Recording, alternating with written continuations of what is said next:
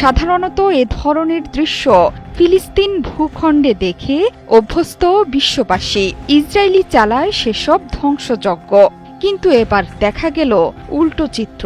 ইরানি মিসাইলের তাণ্ডবে ক্ষত বিক্ষত ইসরায়েলি বহুতল ভবন থেকে যানবাহন।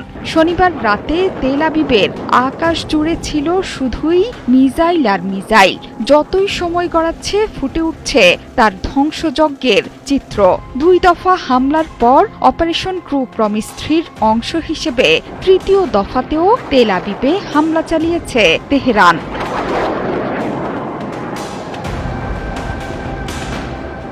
দুই দফা সফল হামলার পর ইরানের স্থানীয় সময় রাত 1:30টায় তৃতীয় দফায় হামলা চালায় আয়াতুল্লাহ আলী খামেনির দেশ। সেই হামলায় তেল আবিব, অধিকৃত জেরুজালেম, আল কুদস, টাইবেরিয়াস হ্রদ, হাইফা, বেয়ারশেবা সহ বেশ কয়েকটি এলাকায় আঘাত হেনেছে। সবচেয়ে বেশি ক্ষতিগ্রস্ত হয়েছে তেল আবিবের 50 তলা ভবন।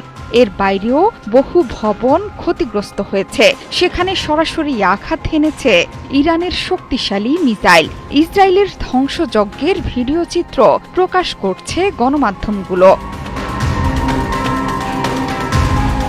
ইরানের জ্যেষ্ঠ সামরিক কর্মকর্তা বলেছেন, ইসরায়েলের অন্তত 150টি লক্ষ্যবস্তুতে আঘাত হেনেছে তেহরান।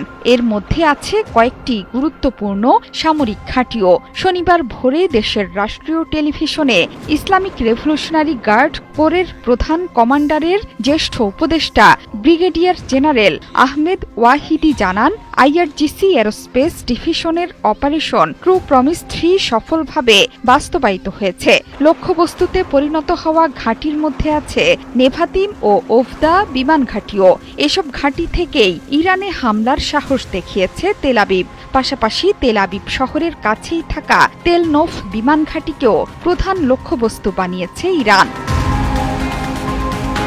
ক্ষেপণাস্ত্রের ওয়ারহেডের প্রভাবকে ভয়ঙ্কর বলে বর্ণনা করেছে ইসরায়েলি গণমাধ্যমগুলো। শুধু তাই নয়, ইসরায়েলের 2টো F-35 যুদ্ধবিমান ভূপাতিতের দাবি করেছে তেহরান। তাসনিম নিউজ বলেছে, ভূপাতিত যুদ্ধবিমানগুলোর একটির নারী পাইলটকে আটক করা হয়েছে।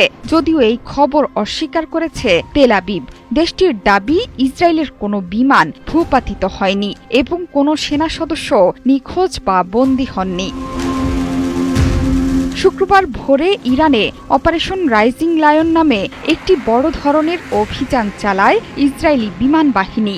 এতে দেশের বেশ কয়েকটি পরমাণু স্থাপনা, ব্যালিস্টিক ক্ষেপণাস্ত্র নির্মাণ কারখানা এবং সামরিক কমান্ড সেন্টারে হামলা চালানো হয়। এই অভিযানের জবাবে ইরানও হামলা শুরু করে। পাল্টা আক্রমণে দফায় দফায় হামলা চালাচ্ছে তেহরান। ইরানি মিসাইলের তাণ্ডবে ক্ষতবিক্ষত হয়ে গেছে পুরো তেল আবিব সহ লক্ষ্যবস্তুতে পরিণত হওয়া শহরগুলো।